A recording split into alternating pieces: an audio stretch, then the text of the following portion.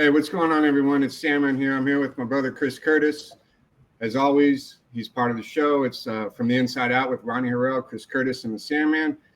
And today I wanted to talk to Chris about, because I have no experience with being a gang member inside or outside of prison, right? So I just wanted to have Chris break down, getting involved, what are the types of people? Usually it's people who want a sense of belonging, what they're expecting of you on the street and behind the walls, if it's a street and prison gang or prison gang, the stigma of dropping out, how Chris personally dealt with it.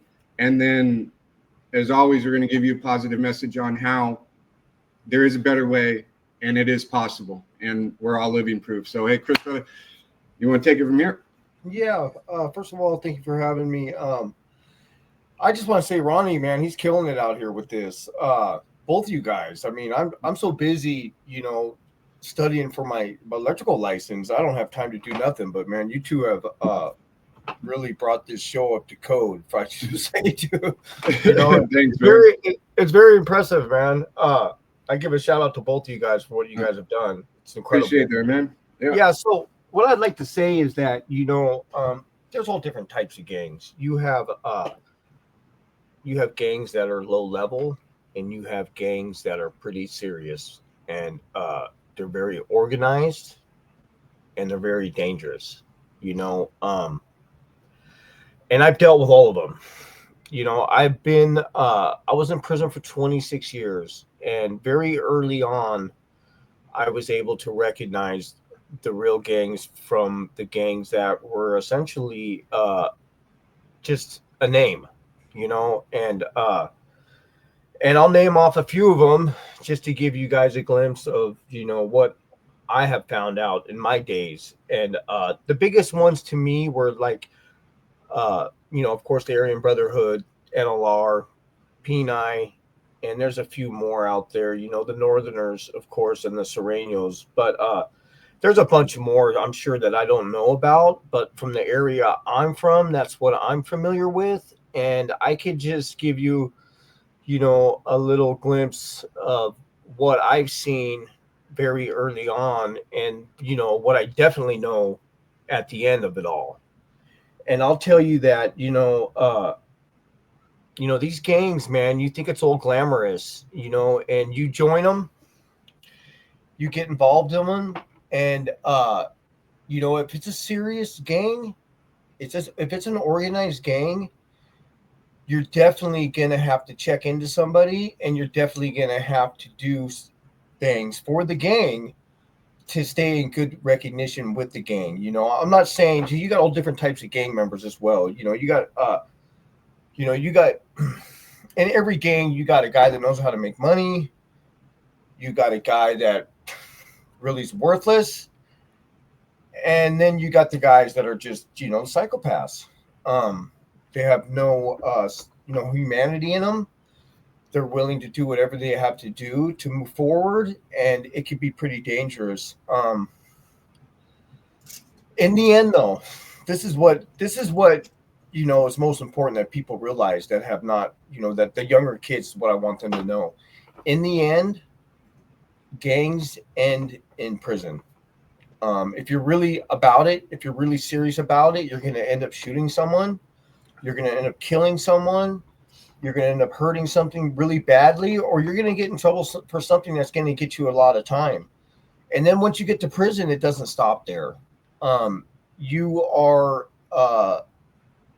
surrounded by a hierarchy of individuals who have been fighting their whole lives to get to the top. And with that being said, you're either going to try to get to the top, or you're going to just be you're just going to be taking orders for the rest of your life, and in the end, 90% of the people end up never getting out of prison, and essentially their lives are wrecked. And then when it really comes down to it, most of them, again, a great majority of them end up leaving the gang. That's in California. I've seen it over and over again. I've seen the toughest, the baddest, the most notorious guys in California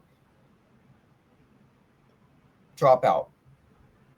And I'm not saying they're bad guys, because they're not, but there just came a point in their life where they got in trouble. They did something that put them in the hat, or they got RICO'd, or there's numerous reasons why these people decided to drop out. And a lot of them did a lot of them testified, a lot of them just dropped out and went to the other side. But I'll just say that in the end, most of the people that end up in those very organized gangs, they end up dropping out, and they will do what they have to do to get themselves out of trouble. And with that being said, I was never in a really organized gang. So, but for me, I was on the sidelines my whole time in prison, watching it all. I remember when NLR first pretty much became pretty organized in prison, and the AB started using them as their foot soldiers in prison. And I seen them, just anybody they could find on the yard, they were pulling them. And without any kind of, how do I say this? They were doing it without these guys putting any kind of work in the prison system. What I mean by that is these guys that they were pulling into detail NLR were not really dangerous people. So they were just getting this name put on them that was pretty notorious, which a lot of people earned through violence, through wit, and through being around a long time. And then a lot of people didn't. And what essentially happened was, when the Aryan Brotherhood took them over, used them as their foot soldiers, it didn't take long for CDCR to, at that time it was CDC. It didn't take long for CDC to lock them up with indeterminate shoes and put them in the back with the Aryan Brotherhood, because they were a prison gang, essentially what it came as a prison gang. And after so long and so much destruction, they lock you down. And once that happened, it was just a domino effect. And it didn't take long for that to implode. They tried to go against the Aryan Brotherhood. Everybody knows that, which, they tried, I'll give them that, but you can't go against them guys. There's some very smart people in that organization that have been doing it for years. And when they pull somebody into that organization, they make sure that those people are smart. They make sure those people are violent, and they know what they're doing, man. They're manipulative, and they can take care of themselves, and essentially they ran NLR to the ground. And they did it to several other organizations as well throughout the years. And in the end, pretty much they all failed except the Aryan Brotherhood. They're still standing. They're still strong. They're still a force to be reckoned with. And, that's pretty much what I have to say about that. But I also just want to make a point to say that getting involved in any kind of gang is going to ruin your life. It's going to ruin your life. Getting involved in criminal activity, drugs, or any of that, it's just going to ruin your life. And in the end, you're going to be sitting in a cell. If you're serious, if you're really about it, what's going to happen is you're going to end up sitting in a cell with a life sentence, or, a lot of time. And, you're going to end up being like, what did I do this for?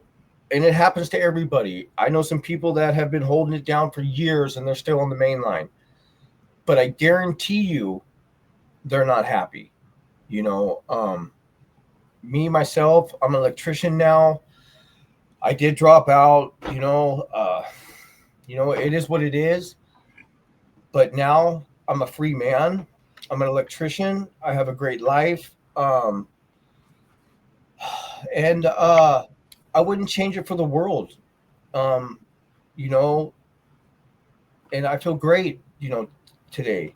I feel successful and I'm not stopping. And what my goal is to, open a vocation for kids, getting out of high school that's fully paid for to be electricians, man. And I think that giving those kids an outlet to where they can go somewhere and learn a trade and get in to do something and make money without having to make money on the streets is a great avenue for them. And I'm hoping one day that I can make that happen.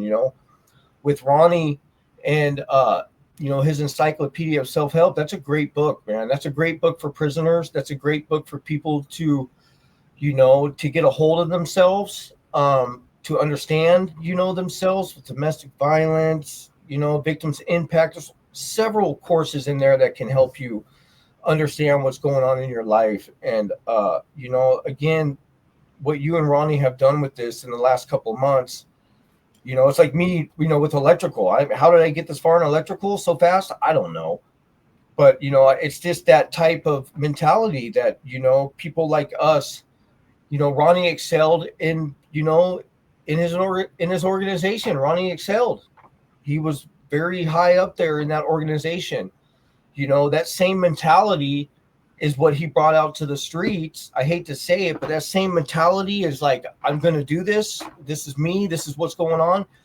Has got us all a podcast, because I essentially I simply just had to say, hey, Ronnie, I'm an electrician right now, and I have to make sure that my life is taken care of, like he has to make sure his life is taken care of. And we really want to get this www.star2023.net off the ground, man. And without Ronnie and you, it would never be possible, because I really personally, all I do is interviews here and there. I've gotten Ronnie a couple of interviews here and there, but you and Ronnie have put this together, and again, my hat's off to you guys. I appreciate that, man. So when you're going through, I was writing down a couple of questions. Let me, you mentioned the check-in process, man. We hear about that all the time, right? What does that entail? Like, we hear about rappers checking in different cities. We hear about people having to check in with, what are they doing? Checking in with higher ups? Are they getting orders? Are they passing messages? Can you kind of walk us through that? From what I know, most of these guys in these organizations, I know that, they're given orders before they even get out. If they're anybody, they're getting orders before they get out. But a lot of these places also, too, when they get out, they got to call a number and they got to check in. It's just, it's just like your parole office, but it's not. It's organized. You got to check into these people. You got to, you're going to answer to somebody, and you're going to pay somebody. I couldn't get into all the details of it because, everything is so different now. But I'll just tell you that, back in the early 2000s, with a few organizations that were out in Orange County, I remember there was a lot of stuff going around, man. A lot of people were getting hurt. A lot of people were getting murdered. And, it's just one of them things, man, and it all died out now. I think it all died out. I think a lot of the stuff in Orange County, with the white boys, it died out with fentanyl. When fentanyl and the opiate epidemic took over, I think it's different. I think it was a lot more dangerous when meth was going around. When the meth was real, I'll just say that. It was a lot more dangerous than it is now. Because people are doing this fentanyl, and that their life revolves around it. They're not doing anything. They're not out, doing a crime like we were. They're out there begging on the streets. I mean, some of them, man. Again, I was in prison for 26 years, but from what I see, everything is kind of watered down now out here. All the organizations that were flourishing out here are are not anymore. And all the old timers that are in those organizations are sober. They're business owners. They're running halfway houses, detox centers. They're done with all that stuff. The real gangsters, that I knew back in the day, they're over it, man. And I just know, for me, even just being involved with those people, I know that, I ended up shooting 2 people. And I did a bunch of other stuff too, man. But here I am today, by the grace of God, and I'm a free man. But so what about you? You said you grew up in what city?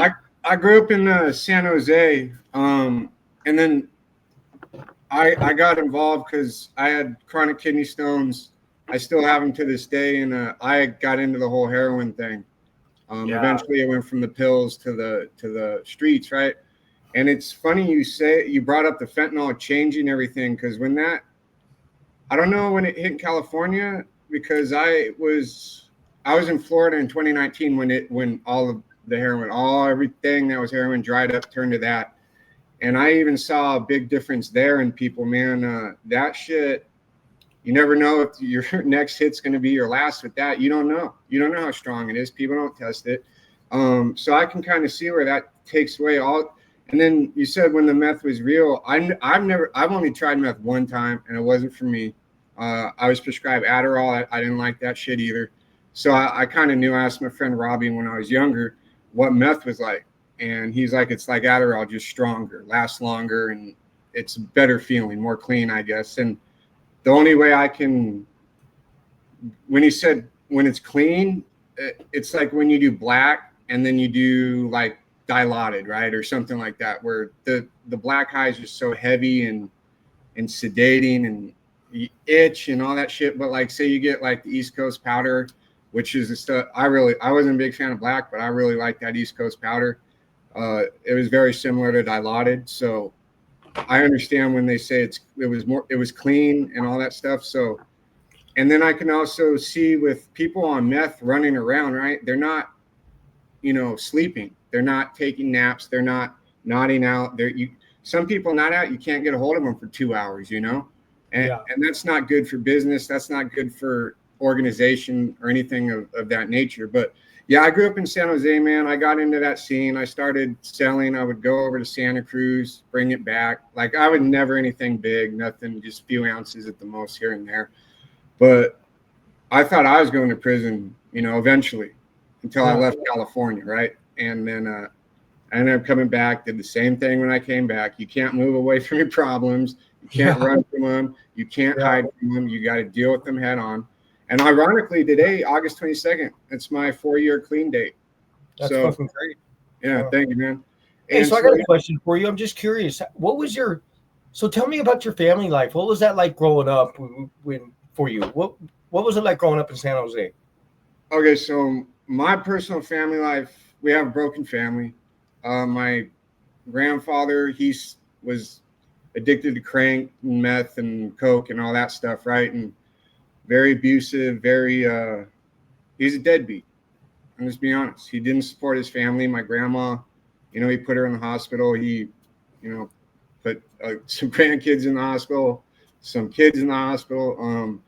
So it was very broken, a lot of trauma, a lot of PTSD in our family. And for me, parents got divorced at a young age. I was split between both of them. Ended up living with my dad, which was the best thing, because I was unruly. I was wild. I had ADHD, running around, very energetic, didn't listen to nothing. I listened to him, but I didn't listen to anything else, right? So it's just the same old story, bro, like trauma, broken family, broken home that everyone deals with. I just got lucky. I just got lucky. And for whatever reason, man, I took that luck, and I count my blessings, as you should say, and turn it around and started doing positive things. So I have another question for you, because I grew up with ADHD too. I was on Ritalin, but this is back in the 80s. How old are you? I'm 33. Okay, yeah. So I'm 53 years old. So when I was growing up, it was Ritalin for the ADHD Mm-hmm. kids. And so Ritalin, let me yeah. ask you a question. This is kind of a good question for both of us. I'm just curious to what you say. Do you like being a young adolescent, having ADHD, you're all over the place, you couldn't study, you couldn't sit in class, you were just everywhere, Yeah. right? Okay, but now having ADHD, don't you think it's a blessing having all this energy? Yeah, it is. It's I'm also dyslexic.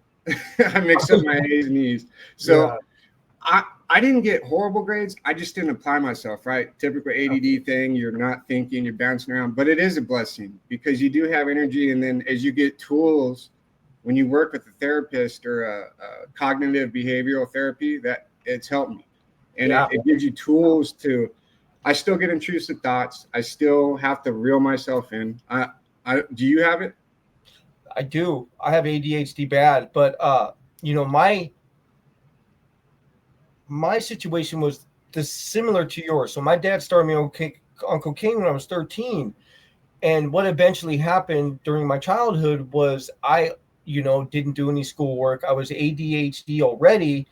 So, I quickly spiraled into this attitude where I'll never be anything because I'm a drug addict. I can't do school. I can't do this because I have HD. But then come to find out, years later, after I ended up with a life sentence, I got an AA degree. I wrote a book. I did all this stuff I said I never could do because, like you said, we applied ourselves. Mm-hmm. We did it because we wanted to, because being ADHD is actually a blessing if you know how to use it. And I think a big problem with kids that have ADHD is their parents baby them with it.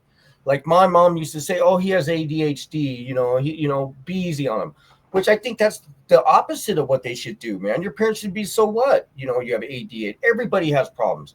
Mm-hmm. Everybody has difficult learning. Just because you have ADHD, it might be more difficult for you to learn, but that doesn't mean you can't learn. That means you just need to apply yourself better. And that's the way I see it now.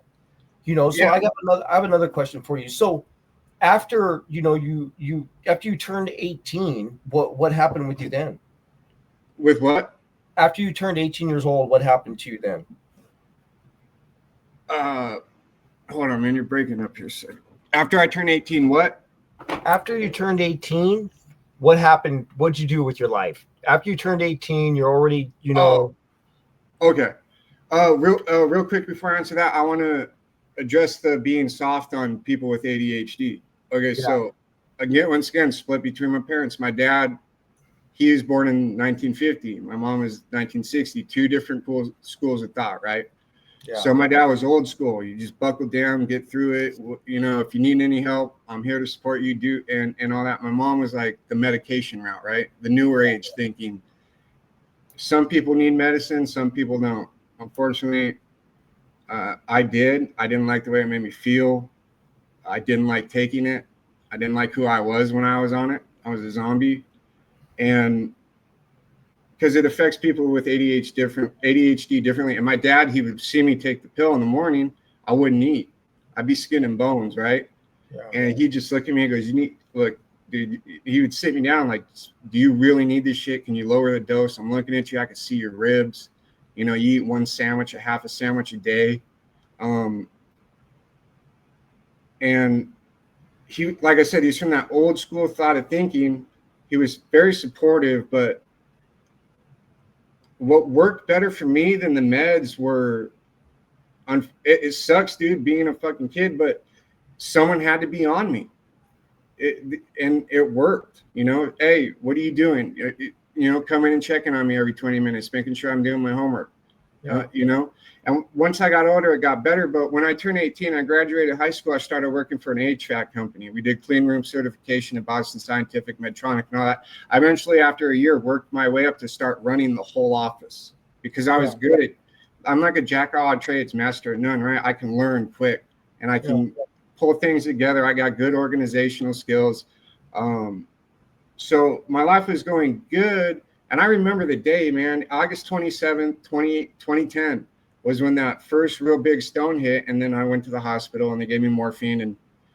And so that little cycle started there. But I was doing real good for 3 years, running the company, going out in the field, helping test. But after 2013, when heroin came into my life, well, now the job's gone. You know, I don't want to work anymore. Now I got to support a habit. So it was like on an upward trajectory and plateaued. And then I just nose dove that shit in the ground real quick. And I was able to get another job at what was it? Mentor Graphics. And I came in as like a digital signage and setting up all the TVs around, basically a half-ass IT guy, right? No schooling for that, no training or whatever, just brought in, learned on the fly. And I kept that job for about a year. And then that was 2015 to 2016. And then I was using the whole time I had that job. So I was able to be a functioning addict.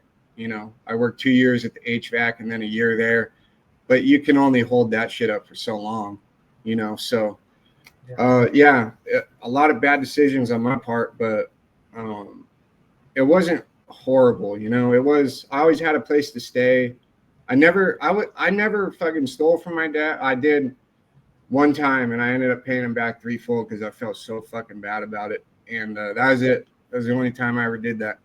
And so I was always still welcome, right? Because I wasn't going through the medicine cabinets or trying to get into people's safes or stealing they're taking their wallet and using their cards. Like my cousin, he fucking writing checks out of his stepmom's checkbook to himself. Yeah. And it's like, all right, well, let's see how long it didn't last long, but you know, there's just shit like that other addicts would do. And so I don't know. I kind of say I'd never fully sold my soul to that shit, you know? So yeah. But yeah, when I turned 18, I was doing good. I should have stuck with it, but hey, life throws you curveballs, right? Yeah, I just spiraled. I mean, my life just spiraled out of control, you know.